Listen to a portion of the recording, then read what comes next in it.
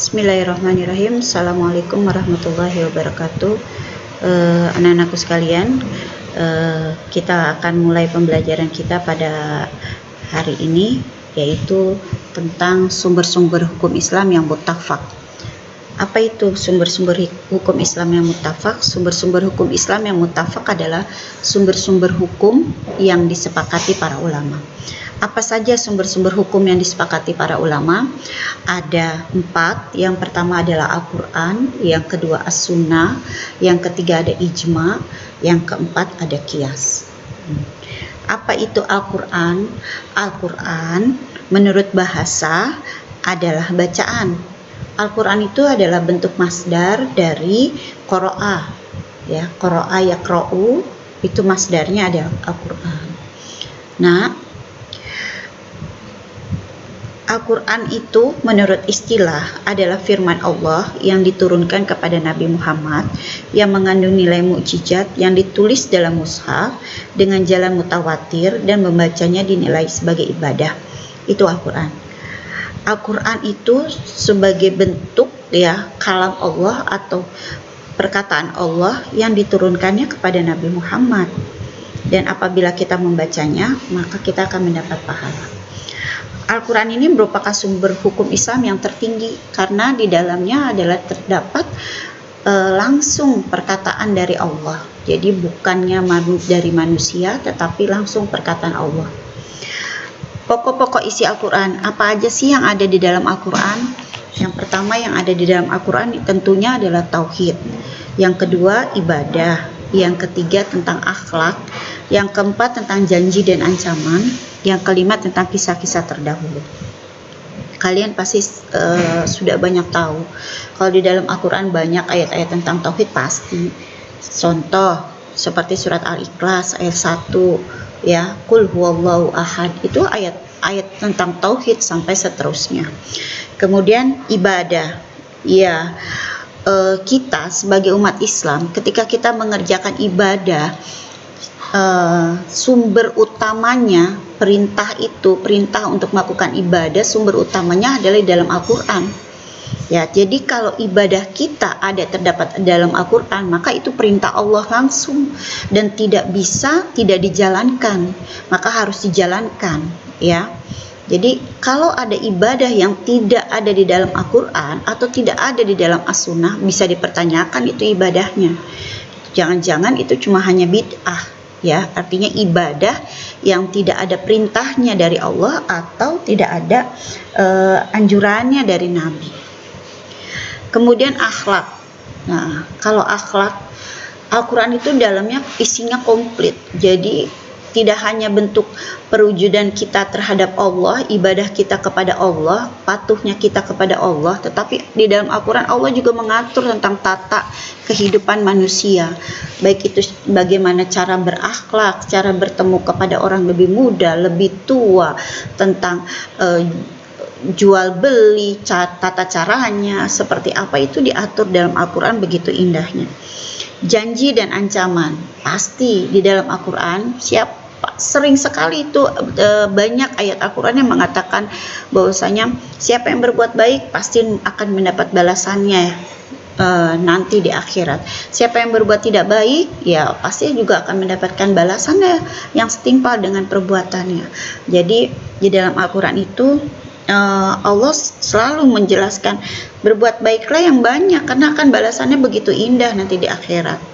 Nah, di dalam Al-Quran juga terdapat kisah-kisah terdahulu. Kisah-kisah yang terdahulu ini bukan cerita-cerita dongeng atau cerita-cerita fiktif, ya, yang tidak ada kebenarannya, tetapi di dalam Al-Quran cerita-cerita yang terdapat di dalam Al-Quran adalah cerita-cerita yang memang benar terjadi, gitu. Tidak sekedar dongeng atau cerita yang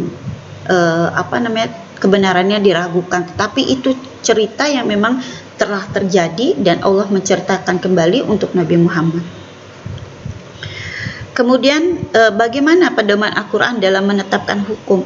Karena Al-Quran merupakan sumber hukum pertama dan utama ya di dalam penetapan hukum di dalam ajaran Islam, maka Al-Quran harus mempunyai pedoman di dalam menetapkan hukum. Yang pertama, pedoman Al-Quran dalam menetapkan hukum yaitu tidak memberatkan atau tidak menyulitkan. Al-Quran di dalam Al-Quran itu banyak ayat-ayat yang mengatakan tentang ibadah. Namun apabila orang itu tidak bisa melakukan ibadah tersebut, bisa melakukan dengan cara yang lain. Nah, jadi tidak memberatkan atau tidak menyulitkan.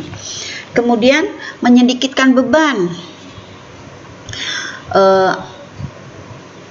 Allah juga tahu ketika manusia itu nanti melakukan ibadah, kemudian terdapat kendala untuk melakukan ibadah, maka Allah tidak mau memberatkan hambanya, maka Allah membuat keringanan-keringanan ya, artinya menyedikitkan beban untuk tidak mempersulit hambanya untuk melakukan ibadah kepada Allah. Yang berikutnya adalah berangsur-angsur dalam menetapkan hukum. Al-Quran di dalam menetapkan hukumnya tidak langsung dinyatakan tidak boleh gitu ya, langsung di-cut tidak boleh, atau secara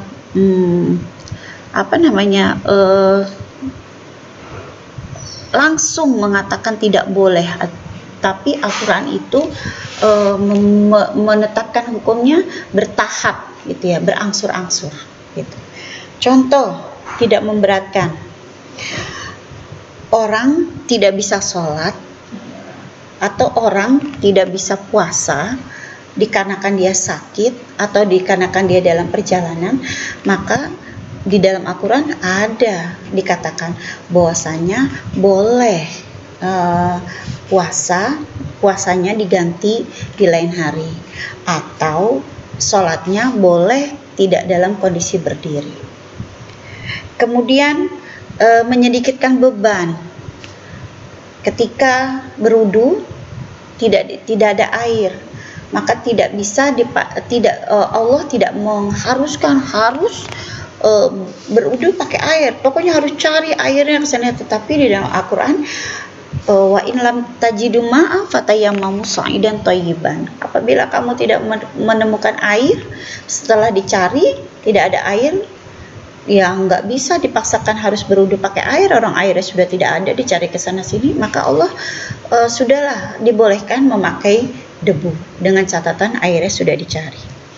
Berangsur-angsur dalam menetapkan hukum, contohnya seperti ketika larangan minum minuman keras. Ketika larangan minum minuman keras, Allah tidak serta-merta langsung mengatakan tidak boleh, tetapi ayat yang turun tentang minum minuman keras secara perlahan-lahan. Pertama, tidak boleh mendekat, kemudian kalau lagi sholat tidak boleh dalam keadaan mabuk, kemudian akhirnya baru kalau kamu minum minuman keras, maka temannya syaitan.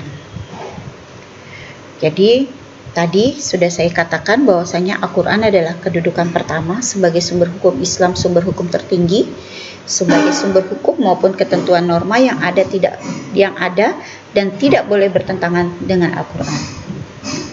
Sifat hukum yang ditujukan Al-Quran bersifat kuli atau umum, dan sedikit sekali yang bersifat juz'i. Maka tadi saya mengatakan wudu, tayamum itu masih bersifat kuli di dalam Al-Quran, sedangkan tata caranya ada di dalam sunnah. Sama dengan sholat. Sholat itu masih bersifat kuli di dalam Al-Quran. Nanti ketika juz'inya ada, yaitu di dalam as-sunnah. Pengertian as-sunnah, sumber hukum yang kedua atau sumber hukum sebagai penunjang Al-Quran, sebagai pelengkapnya Al-Quran adalah as-sunnah. As-sunnah menurut bahasa kebiasaan atau jalan yang ditempuh, sedangkan menurut syar'i adalah sesuatu yang berasal dari Rasulullah, baik berupa perkataan, perbuatan maupun penetapan pengakuan. Segala sesuatu yang diperhatikan atau dilarang atau dianjurkan oleh Rasulullah berupa perkataan atau qauli, perbuatan atau fi'li, maupun ketetapan atau takriri. Itu sunnah, ya. Jadi ada dua definisi. Yang pertama sesuatu yang berasal dari Rasulullah baik berupa perkataan, perbuatan maupun penetapan. Yang berikutnya, definisi berikutnya, segala sesuatu yang diperhatikan atau dilarang atau dianjurkan oleh Rasulullah baik berupa perkataan, perbuatan maupun ketetapan. As-sunnah menjadi sumber hukum, dasar hukumnya ada di dalam Al-Quran, surat Al-Imran ayat 3, surat Al-Imran ayat 179, surat An-Nisa